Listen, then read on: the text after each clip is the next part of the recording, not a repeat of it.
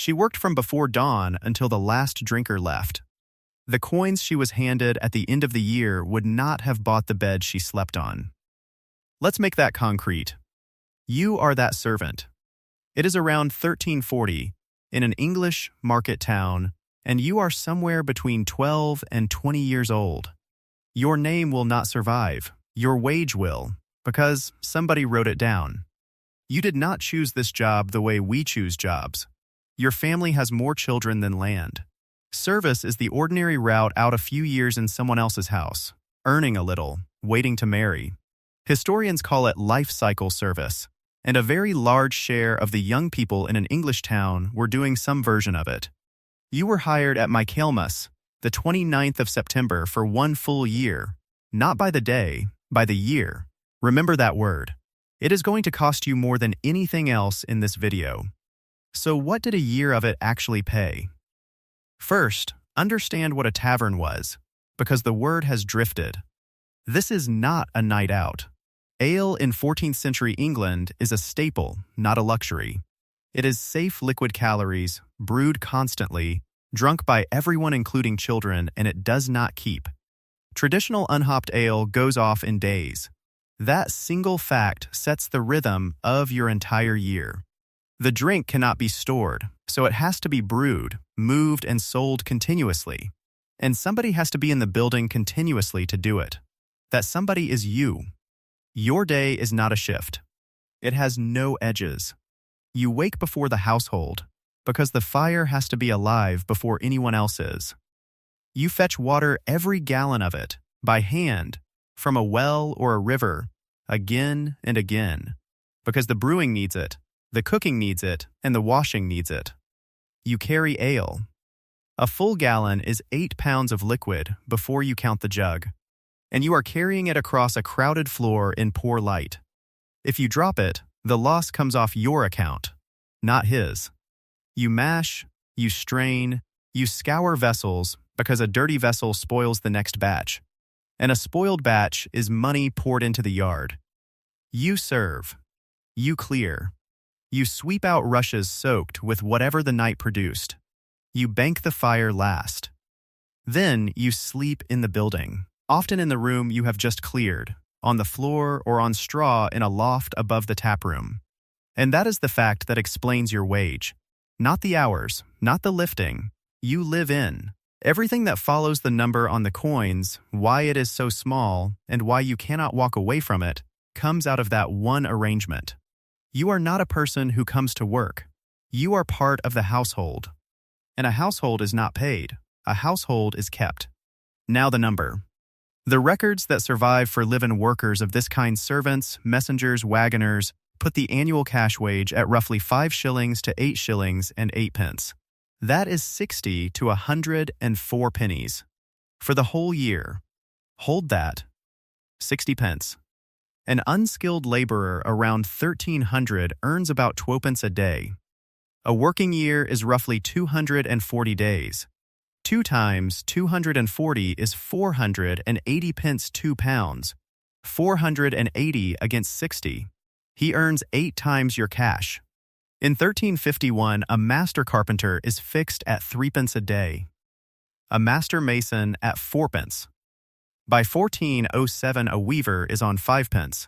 The mason earns your entire annual wage in 15 working days. The weaver does it in 12. A cottage, a small rural cottage. The very bottom of the housing market rents for about 60 pence a year. Your whole year's wage is one cottage's rent. Not a month of it. The year. The laborer earning 480 pence pays 60 of them for a roof and has 420 left. You are handed 60 pence, and a roof you do not control. He sells ale at somewhere between 1 penny and 3 halfpence a gallon. So 60 pence is 40 to 60 gallons of ale. In a market town, on a market day, a busy house moves that before the afternoon is over. You are not an expensive part of this business. You are not even a noticeable one. Your entire year costs him less than a good week behind the counter. So the obvious question is the wrong one. The question is not why she was paid so little. She was paid so little for a reason that is written down. legal and completely deliberate, here is the mechanism, and it is accounting, not villainy. You are not paid a wage with board thrown in as a kindness. You are paid in board, and the coins are whatever is left after your keep has been valued by the man doing the valuing. Think about what he is actually providing. A place to sleep, a fire that is lit for the business anyway, food from a kitchen already cooking for customers, ale from barrels already tapped. His extra cost for housing you is close to nothing. Your keep is priced at retail and delivered at wholesale, and the gap is his. Say your food, bed and fire are worth even a penny a day. Over 240 days, that is 240 pence of value, 4 times your cash wage. On his ledger, he is paying you 300 pence a year and handing you 60. That is a reconstruction, not a surviving account. The cash is the remainder. It was never the payment. After the Black Death, when a third of the workforce died and the survivors discovered they could suddenly name a price, Parliament responded. The Ordinance of Labourers in 1349 and the Statute of Labourers in 1351 pegged wages back to what they had been in 1346, before the plague. On service, the wording is unambiguous. Servants, it says, shall be hired to serve by the entire year, or by the other usual terms, and not by the day. Not by the day. That is the whole statute in 4 words. Because by the day is where the money was. Daily work responded to the shortage of labor. Annual service did not. Freeze people into year-long contracts and their wage cannot move even when their value does. There is modern research that measures exactly this. Humphries and Weisdorf built 2 separate wage series for English women out of more than 6,000 observations, one for day wages, one for the daily rate implied by annual service contracts. The finding is blunt. Casual day work generally paid better than annual service, and women in annual service did not share the post-plague golden age at all. The wage boom happened. It happened outside the house you sleep in. So you have 60 pence. Now find out what it has to survive. Start with your feet. Men's shoes run about 4 pence in the surviving accounts. Shoes on a tavern floor, wet, gritty, walked on all day, are a consumable, not a purchase.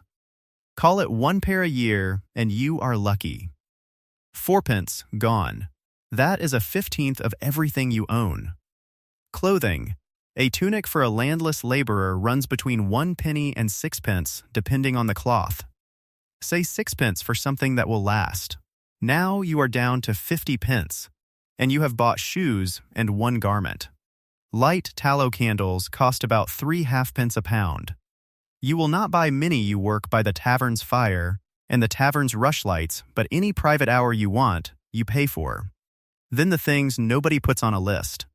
Thread and a needle, to repair the clothes you cannot replace. A comb, a knife, a cheap belt. A small offering at church. Something at the fair once a year, because you are 17 and the fair is the only thing that happens. And then the one that actually breaks people. You do not get paid more when you are ill, and you may not get paid at all. An annual contract sounds like security, and in one narrow sense it is. You still eat while you are sick, because your keep continues. But the cash does not move, and a live-in job has a second edge. If you cannot work for long enough, the household can put you out, and a year's wage is not owed to a servant who did not serve the year. So the 60 pence is not a wage in the sense you understand a wage. There is no rent coming out of it, no food, no fuel. Those are already taken. What is left is a small fund for the things that wear out on your body, and a smaller one for the day something goes wrong. 50 pence, roughly, at the end of the year. And now the part nobody sees coming. The hidden cost is not something you buy, it is something you cannot do. Go back to that word from the beginning. Michaelmas to Michaelmas. 1 year. Hired by the year, not by the day. By 1389, when an indictment roll records service terms across England, the year-long contract turns up so consistently that it is effectively universal. Hiring happens at fixed points Michaelmas on the 29th of September, Lady Day on the 25th of March. Between those dates, the labor market does not exist for you. Now put that against everything we have just established. The mason earns your annual wage in 15 days. Day work pays better than service. The post-plague wage boom is happening on the other side of your door in real time to people you are serving ale to. You know this. You are not stupid, and they are not quiet about it. And you cannot move. Leaving before the term is up is not a resignation. It is an offense. The Statute of Labourers put servants who refuse to serve under threat of imprisonment. Breaking the oath could mean the stocks for 3 days or more, then jail, with the penalties doubling on a repeat conviction. A woman who walks out of a tavern in October because a household down the road offered her a shilling more has not changed jobs. She has committed a crime, and the man she left is the one who reports it. That is the hidden cost. Not shoes, not candles. The wage she never got the chance to earn, the difference between what you are paid and what you could have been paid if you were free to say yes to the next offer. And it compounds, because service does not lead anywhere. An apprentice is buying a trade. 7 bad years end with a craft he can sell. Your 7 years end with 7 years. There is no next rung. There is no journeyman tavern servant. The skill you build speed, stamina, handling drunk men, keeping a brew from spoiling is real, and it is worth almost exactly the same in year 6 as in year 1. You are not building toward anything. You are being kept, cheaply, in place, by law, until you marry or leave the trade entirely. Do the arithmetic out loud then, and see what she actually walks away with. In 60 pence. That is the low end of the surviving range. The high end is 104, and if you are older, trusted, and running the brewing yourself, you might reach it. Out, 4 pence for shoes, 6 pence for a tunic, a few pence more for everything small thread, a knife, church, the fair. What is left is about 50 pence.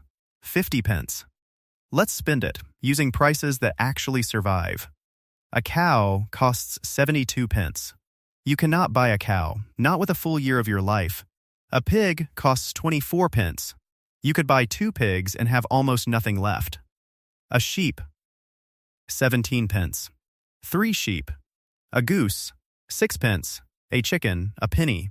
2 dozen eggs, a penny. The cheapest loaf of bread is a farthing, a quarter of 1 penny. So your entire year after costs is 200 loaves of bread. 200. One person eats more than that in 8 months. And the cottage, 60 pence a year. Your net wage will not rent the cheapest roof in England. That is the answer to the title. What did a medieval tavern servant actually take home? Around 50 pence. 3 sheep's worth. Less than a cow. Less than a year's rent on a 1-room cottage for 365 days of work in a building that never closed. So where did the rest of it go? Somebody always keeps it. In this case, it is not complicated. The taverner kept it. Not by stealing, by structure. He converted the 2 things he had in surplus floor space and food he was already cooking into a wage and paid the difference in coins. He got a worker who could not leave, whose price was frozen by statute at pre-plague levels, and whose entire annual cost was 40 to 60 gallons of ale. He is not a monster. He is running the most ordinary business arrangement of his century, and the law is holding it in place for him. And that is the thing worth taking away from all of this. Her wage was not low because anyone decided she was worthless. It was low because she was the one input in that building he had already paid for. The bed was not a perk. The bed was the wage. The coins were just what was left when somebody else had finished valuing her keep. She slept in the tavern. She never owned a single night of it.